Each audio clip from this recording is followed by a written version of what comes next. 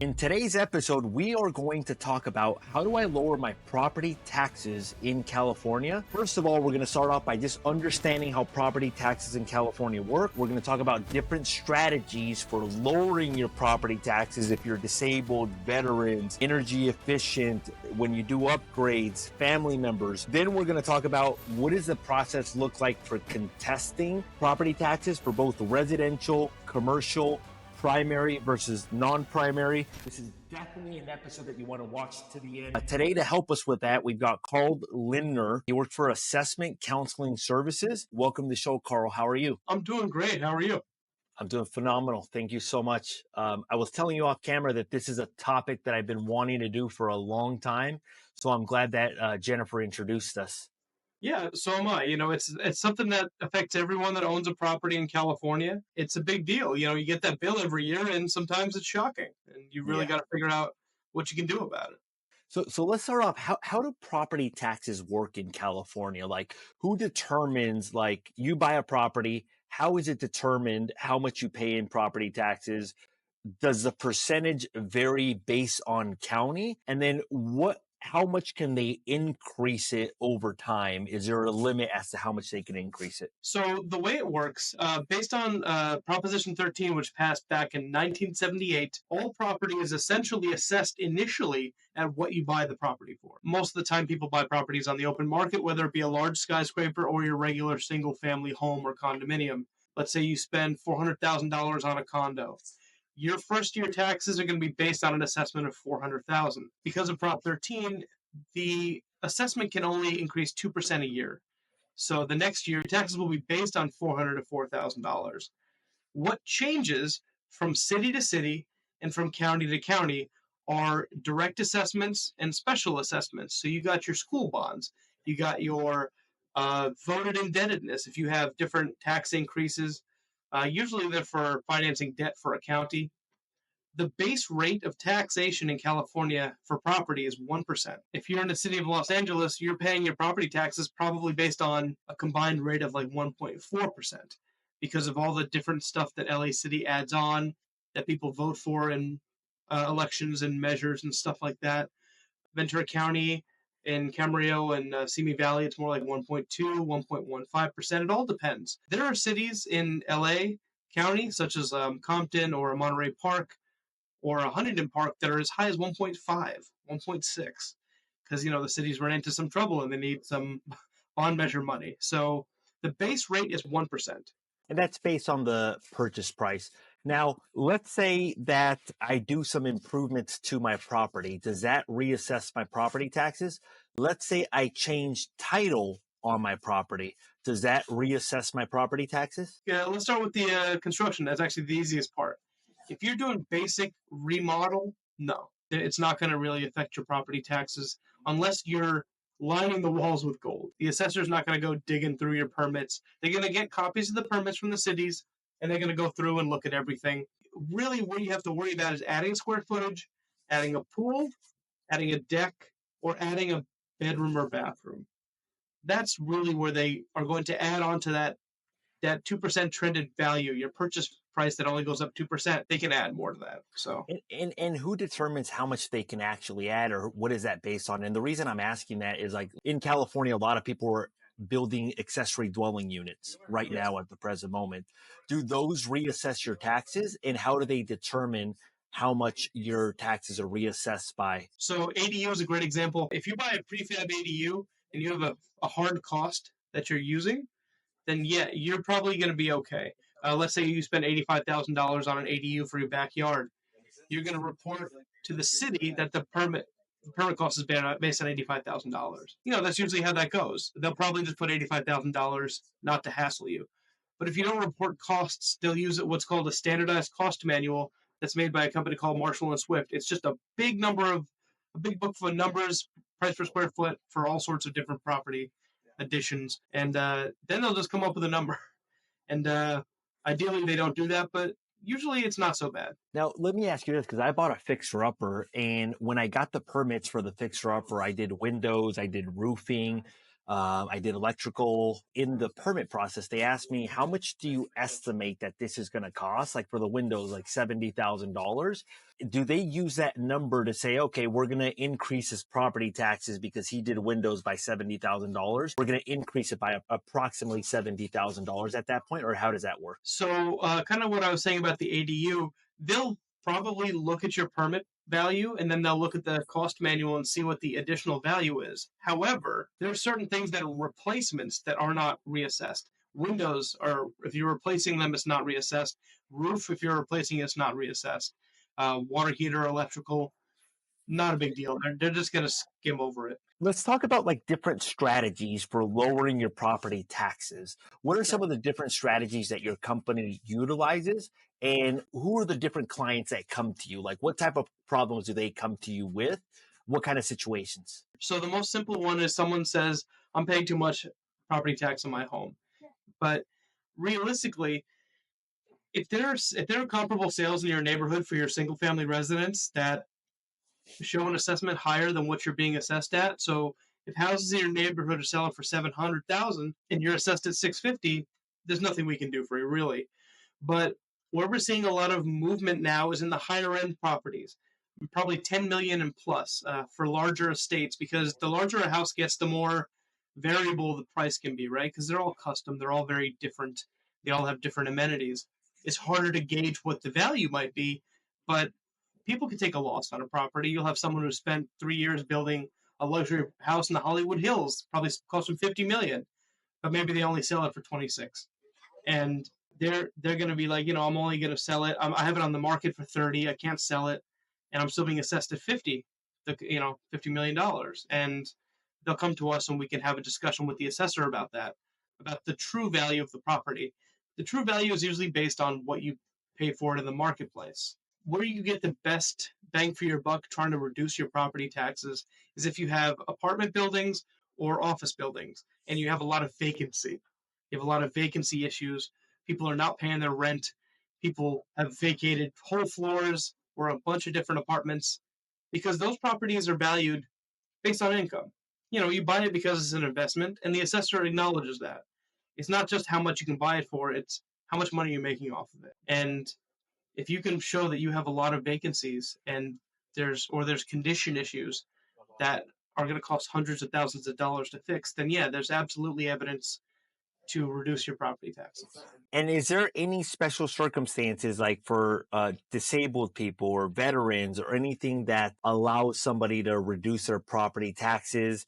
Anything to do with energy efficient upgrades to a property? Any tax savings for senior citizens that we should be aware of? At this point, not exactly.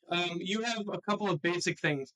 Where they usually give you tax savings is if you own a home for a long time and you're over 55, you can transfer your Prop 13 limited value to a new home, and you can move it over as long as you're buying something around the same price. You sell your house for $2 million, but you're only being assessed at like $300,000 because you've owned the property since 1980 and you're only locked into a 2% increase a year. So you can move that really low assessed value to a new home if it's the same or less value as far as Got how it. much you paid for it.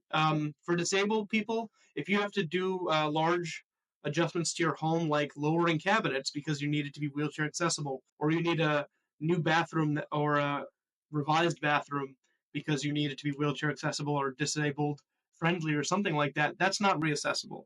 They have paperwork to fill for all of that as well. As far as for homeowners themselves, there's really not much. There's what's called the homeowner's exemption that people file usually when they buy their house. It entitles you to a reduction of $7,000 of your assessed value, which, based on a local tax rate of 1.2%, is what, Half 84 a year? bucks. Yeah. That Or very little. it's only $84. It's not really anything, but Got it. that's pretty much all you have. Let's say like we're in 2008, right? Or 2006. Property values are at 800,000. 3 years later, now property values are at 400,000. In Yeah. that circumstance, could they ask for a reassessment at that time? Because now the sales are all selling at 400 and you were assessed at 800,000. Yes, especially during the Great Recession that era. What we did is I actually used to work at the LA County Assessor's Office for 7.5 years. What you do is you go through and you review how badly the properties have decreased in value. You file an assessment appeal if you're the taxpayer to have them look at it. But if there's comparable sales in your area for much lower, you're able to do an annual reduction. Got it. If, So you if could you basically lower it for that year, basically, if that happens. So basically, like if the market, like let's say you bought at, because even it's happened right now where some people bought in 2023 at 900 and now there's people selling at 800 or 840 right now. yeah, If that did happen, there's a potential for you to be able to reassess that. Now, how would that work? Like, let's say that I bought at 900,000 for a homeowner. Let's say all comps are at 800,000 now. So I get it reassessed to 800, but then comps 2 years from now go back up to 930. Am I still protected by the 2% increase? Or at that point, because I got it lower than my purchase price, am I not protected by that 2% increase? you are to a limit, right? So your 2% increase is locked in based on that original purchase price of 900,000. So you have 900,000, you have 918, you have 927 and change, if you will. And if you get a reduction in the middle of that, they'll give you an annual reduction if you file an appeal or if you have a discussion with the assessor. We recommend filing an appeal because they don't do a lot of things proactively anymore. You're protected as far as the trend from your original purchase forward. But no, if you get a reduction one year to 800,000 and the next year your neighbors are at 930, they're just going to bring your property back to that 2% trended value. They're not going to go past it because they legally can't. But they're not going to keep you at 800,000 and go up 2%. It's the only thing that is incremental is your original assessment with a 2% trend. So let's talk about contesting and let's talk about appealing. Let's talk about what that process looks like. Let's say that I were to want to contest my property taxes. Let's say I own an apartment complex. What does that process look like? Because I actually own an apartment complex, and the first 2 or 3 years, we had so many repairs on that property. When you looked at the NOI was like rough just because of all the work that we had to put in. Let's say I wanted to contest it. What's the first step and what does that process look like? There are two different deadlines for when you could file assessment appeals. You have a deadline of September 15th for certain counties, which is coming right around the corner, and you have a deadline for November 30th for about 80% of the counties in California. And what you do is you file an assessment appeal. It's based on the value of the property as of January 1st of every year. You can file from starting July 2nd, and in Ventura County, it stops in September 15th. Okay. That's your window to file that appeal for the value as it was as of January 1st, 2024 in this example. So what you do is you file for what's called the decline in value. You're saying that annually this property has gone down, and you're going to have to show your assessor some your rent rolls and your income and expense statement, and you're going to have to be very clear about what's going on. And there's certain things that are allowable for processing through property tax assessment, some are not. You can't take away for a depreciation expense, and you can't take away from loan expense or mortgage service. But and you can't take away your property taxes from your, like, you have to take all of that out of your expense lines. So basically, it's a matter of showing them a profit and a loss, and basically excluding some of those items like the loan, because that doesn't affect the value in commercial Correct. property. That doesn't affect the cap rate. That doesn't affect the NOI. It's taking out the property taxes. Are you able to factor in insurance in those calculations? Yes. Uh, Insurance, cleaning, utilities, management fees if you have a management company, or if you have a manager's unit, if you're paying someone on site to look at, to reduce rent, you can include that as well. But what they're going to do is they're going to look at the market rents in the area as well as of January 1st. So, for example, if you're not really increasing the rents like you should be, or if you're not, especially if you're not limited, depending on what your rent control rules are in your city, and if you're not really putting it up to market rent, the assessor can say, well, you're charging $1,500 a month for this one bedroom. The market's $2,000. There's no rent control, so why aren't you charging $2,000? So when they compute their income and expense to value your property for an appeal, they're going to put all those income at $2,000 a month for those units. So you kind of have to be aware of that. Got it. So, but if you're in rent control, they'll actually there's a higher probability of them coming down on that assessment potentially? If the rents bear that out, they do have to account for the fact that you are locked in. Depending on your rent control rules, you're locked in as far as how much you can increase the rent every year. And if you had large expenses on that building, obviously that brings down the net operating income. They would factor that in. Now, can you go back in time and do it for previous years, or is it only for the year of that you're contesting it? And then how long does that process take from the time you appeal? And then what does it look like to get? Do you just get like a refund check, or how does that work? In this example, and for most examples, if you don't file, if you pay whatever you pay for an apartment building, and the assessor assesses the property, it probably takes them about 6 months from when you transfer the property. They'll You have 60 days from the day they notify you of your new assessed value to appeal it. And like I had said before, if you bought it in the open market, there's not going to be much you can do to appeal their valuation, because if the valuation is based on what you paid for it, what are you going to say? No, it's not worth what I paid for it. Unless you have a massive problem that your inspector didn't find or something like that, then you have an issue. But realistically, this is an annual appeal that you're looking at. You're looking at the income expenses from the previous 12 months, and you're appealing every year. If you appeal by September 15th deadline, you'll probably get an appeal date in the spring of the next year. So that would be 2025. And you present to the Assessment Appeals Board, which is a three-party group of people. And you present to the assessor. Maybe they'll cut a deal with you beforehand. But if they don't, you have to show all your evidence in front of the Assessment Appeals Board and then make a decision. And if you get a reduction, yeah, you'll get a refund check. There's no situation in which you should not pay your property taxes, even if you're being overassessed, because it's very, if we're fighting the value, we'll fight the value for you, no problem. But getting a 10% late penalty off of the tax collector just because your excuse is, oh, I didn't want to pay it, is never going to work. Do you have clients that do this every year? It sounds like on Yes. commercial properties. Yes. For example, we had a bunch of movie theaters that got hit during COVID that are still kind of struggling a little bit. A lot of strip malls all over California in areas that have kind of been deserted and gotten a lot less traffic. So therefore, the leases are much lower than they were back when they purchased it. We're doing annual decline in value work on a lot of commercial and now Awesome. offices. We do it on apartments. Like I'm working on one right now for an apartment building, 100 units in Riverside. But that all depends, right? It all depends on if you have a lot of vacancy issues or a lot of people who are not paying rent. Or just a lot of repairs as well, too, or no? Repairs, as long as they're necessary. If we're talking cosmetic, you're not really going to get that off of the assessor. We're talking actual serious repairs, sewer lines, electrical problems, water Adding, lines, stuff like adding that. heating units, that sort of thing, basically. Adding heating units if you have to.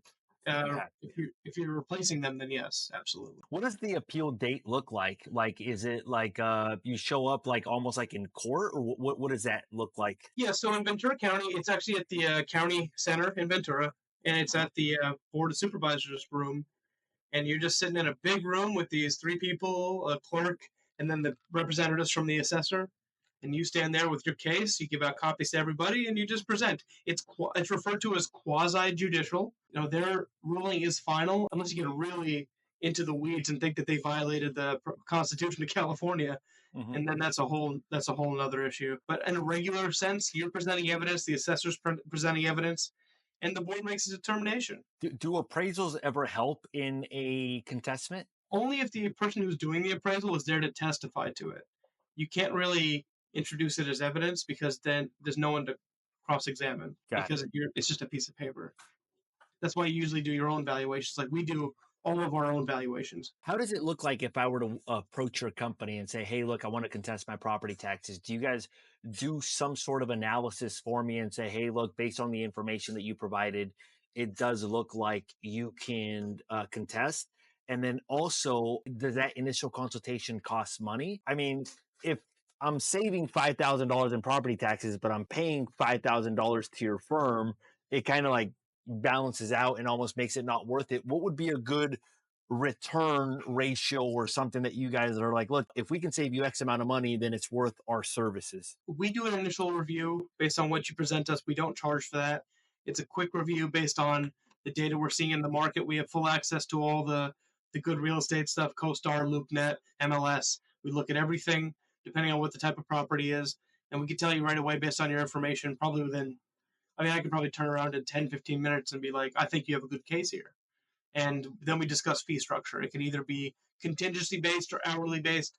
It depends on the situation and the client's needs. And then you guys can help anybody in California, it sounds like, basically. Yes, I actually 3 months ago I went up all the way to Redding in Shasta County to do a hearing, a reduction of a parking garage. What percentage would you say of the people who appeal actually win? It's tough because we're a 37-year-old small business. There's six of us here.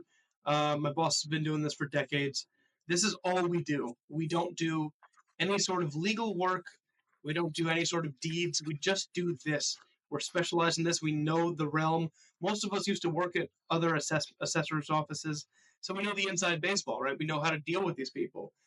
We have a higher success rate than most because we don't go around sending mailers, mass mailings to kind of get people to sign up. And because a lot of other tax agents, what they'll do is they'll set a wider net, and then if they sign people up, they'll sign people up without knowing if they have a case. They just kind of work on averages for neighborhoods and then mail out that way. We do everything on a case by case basis, and we also do advanced property tax planning for people who want to give their Prop 13 basis to other to their next generation, like their kids. And if somebody wanted to hire your company or somebody enjoyed this interview, had additional questions, what is the best way for them to get in contact with you or your company? I can be reached directly at CLINDNER at acstax.com. And my phone number is 805 374 9500. My direct extension is 224. Once again, this is all our firm does. Will we know if you have a case or not? I think that if you're in Ventura County and you have a large building with vacancy issues or condition issues or pollution issues, it's time to appeal. If you've owned the property for a while, maybe the trended value has gotten so high that it's actually worth less than what you're paying on. Carl, I want to say thank you so much for taking the time to be on the show. I could already think of one property that I own that has been vacant and it's a commercial property that I'm like, it's probably a perfect candidate for this. For our viewers out there, if you've enjoyed this interview, we had Carl Lindner with Assessment Counseling Services. We talked about how do I lower my property taxes in California? How do I contest my property taxes in California? If you've enjoyed this interview, hit the subscribe button. And if you feel that this interview would be helpful to somebody, make sure to hit that share button. And then maybe Carl would be nice enough to do another future topic with us on something else as it relates to property taxes. Absolutely. It'd be my pleasure. Thank you so much, guys. Appreciate you guys' time.